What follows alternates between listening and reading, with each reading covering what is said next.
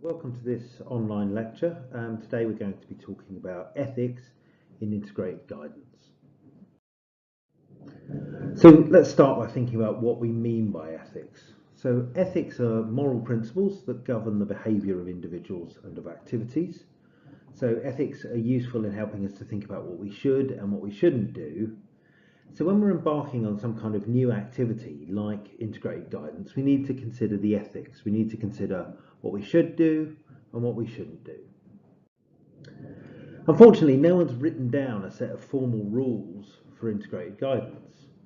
In fact, ethics in general is not really a case of obeying rules, but rather of using a framework to figure out how best to respond to complex situations. The kind of problems that human beings create when they develop services or come and respond to those services don't tend to kind of be easy to set out a very straightforward set of rules about. And so that's why we have ethics, because it helps us to think about how we're going to respond to these difficult situations. So ethics in this sense are contestable and they're political. And so you need to really think carefully about how your ethics fit in with your worldview and your practice. So I'm going to give you some broad frameworks here to think about, but you shouldn't really take my ethics. You need to think about your own ethics and consider how that fits into your practice as an integrated guidance practitioner. So let's start with some basics, and this comes from medical practice. So Beauchamp and Childress, they say there are really four key ethical principles that they would like doctors to bear in mind, and I think these are still pretty useful ones for us. So the first one is respect for autonomy. What they're saying is that they think that individuals should have the right to make decisions about their own lives. They shouldn't have someone else coming in and telling them what to do, and that we should be trying to encourage people to exercise that autonomy. And so in guidance, that's about really empowering people to make their own decisions. Beneficence is about trying to do good as much as you can, trying to help people and to support them, and that should underpin you. And where that's not possible, we have non-malfeasance, so the idea that we should at least do no harm. And that's really important, I think, for lots of professions. The medical profession build that right into the heart of their sort of professional ethics. Non-malfeasance, at least do no harm. And then finally, there should be some attention to justice, some idea that we don't pick and choose who we offer support and help to, but that we allow our service to be accessed equally by everyone who's entitled to access it, and that we don't give some people better services than others just because we like them more or because they happen to be closer to us in some way. So that's our final principle. So these four principles give us, I think, a really important framework for thinking about ethics, professional ethics of any kind. I'd like to add another kind of area in for us to think about when we're thinking about ethics, which is the importance of reflective and reflexive practice. So reflective practice is thinking about what you've done and considering what can be learned from it. And that's a really important part of any kind of ethical standard, because ethics, as I said, is not a kind of fixed set of rules. It's something which is really a living practice. We have to keep thinking about it, keep developing your ethical practice. And many people then talk about reflexivity, which is really going beyond reflective practice and starting to think about the position that you adopt in the system and considering why you acted in the way that you acted. So reflexivity asks you to stand one step further back than reflection does, and to think about yourself as an actor within a system. So reflexivity really asks you to think about your own subjectivity. Both reflection and reflexive practice might use theory and research to aid your thinking. You don't just have to sit and do it entirely on your own. You can read and use that as a way of thinking about what might be the right or wrong thing to do. And both should help you to identify ethical issues and consider new ways to act. So what professions then do, and we can see here with this list, this has been translated into a series of professional practices. So these are the requirements that people who are working in Norwegian careers centres have, which takes these kind of basic values and turns them into practical things that you can do. Now, depending on the context in which you're working, you might find that the exact professional ethics that you're working to, or the organisational ethical practice that you're working to, varies. And it might include a variety of things. It might include things, for example, about referral. It might include things about what the limits of your responsibilities are, what you can and can't do outside of work, and so on. It can have a range of things, but generally they all relate in some way to those kind of first four principles that we talked about. So all of this raises the issue of whether mode matters at all. Is our ethics fundamentally different if we're sat opposite each other talking face to face than they are if we're part of an online network engaging with people over the internet? So in one sense I would say no. I think the principles that govern professional ethics face to face also govern it online.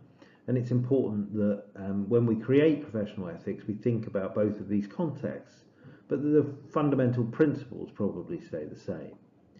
And this is really because the damage that you can do to someone and to their career is essentially the same, regardless of the mode in which you're doing that act. It doesn't matter how you're giving guidance. If you do it badly, if you do it unethically, you can still do damage to somebody. However, new modes open up opportunities for new kinds of ethical problems. So issues of mode that we might want to think about might include the need to operate in unfamiliar modes. So if we're not used to working online, if we've only ever worked face to face, we might feel that it's strange and different and that it presents us with new ethical problems, not least because we might not feel as competent in this mode as we did in our face-to-face mode. We can also think that in a sort of opposite to that really, that our participation online can sometimes draw on familiar modes of expression from social media and other online interactions, and that can lure us into behaving in ways, perhaps a greater deal of familiarity than we might do if we were in the formality of an office. We also see some other things that tend to happen. We lose visual cues often. A lot of online guidance takes place through the medium of text, and even where it doesn't, even where we have things like Skype, we still see that the kind of physical interactions we have, the ability, for example, to make eye contact, is much diminished. We also see online the loss of apparent and immediate consequences for our actions. So if we behave badly face to face, we have to deal with those consequences much more than we do online. And this is something that you really see when you watch how people conduct themselves on social media sites like Twitter, that those immediate consequences of perhaps threatening someone or being extremely rude to someone have disappeared, and so it changes some of the ethical nature of the interaction. We also have the capacity to break people's privacy, and one of the reasons that we have that is because we have the potential through online content to create permanent records of the way that people have interacted. So if we're having a guidance session with somebody face to face, that is by its nature ephemeral. We don't record it generally. The information is lost once we say it. However, if we are interacting with someone online, it's very easy to record it. In fact, in some cases, it's recorded by default. So this raises another set of ethical issues. We also have the issue that online interactions have both real and perceived anonymity. We don't normally go and see a careers guidance advisor and hide behind a wall and talk to them through a kind of a slit in the doorway or something. They know who we are, they can see us, they can look us in the eye. However, online, some of that changes. Now, sometimes that is real anonymity, you can't tell who people are, but in other cases, it is merely perceived anonymity. We do know who the person is, but they may not immediately feel that we do. Then we also have various techniques that happen online, like ghosting and vanishing, where people either cut us off or suddenly just disappear and refuse to answer our emails or any kind of contact that we make to them. And this can be very disconcerting if you're engaging in some kind of long-term guidance relationship with someone, if they just disappear and no explanation is ever given. So if we think of an example here, if you're discussing the possibility that a client might fail their exams, and they approach you asking what career options will be open to them if this happens, you start to probe and discuss with them and to think about what some of the issues are. If you're face to face, you may find that after a very short period of time that client starts to cry. They're visibly upset, and that probably changes the way in which you interact with them. It perhaps tells you something that you've said is particularly important. It perhaps tells you more about what they're upset about, and it gives you an opportunity both to probe but also to help them and to notice that they've got a problem or a concern. Now, if we think about how that might play out online, we might just see a screen with somebody typing in, "I've got to go," and we never know why they have gone. We don't know that they're upset. For all we know, that they could have just got hungry and gone off to the fridge to get a sandwich. So the mode in this sense is making quite a big difference to the way in which we interact with people, and therefore it raises different kinds of ethical problems. So the nature of the space in which we operate matters. So if we're working with somebody one-to-one, we have one kind of space, and that determines the ethics that go on. Now, if we bring that online, in some ways not that much changes if we preserve that one-to-one interaction. But online opens up new possibilities. So we might, for example, be working with multiple people. We might be running guidance online with a group. And that would, again, shift the nature of some of the ethical issues. Issues like, which are really central to ethical concerns like privacy, are completely shifted once we move away from that one-to-one interaction.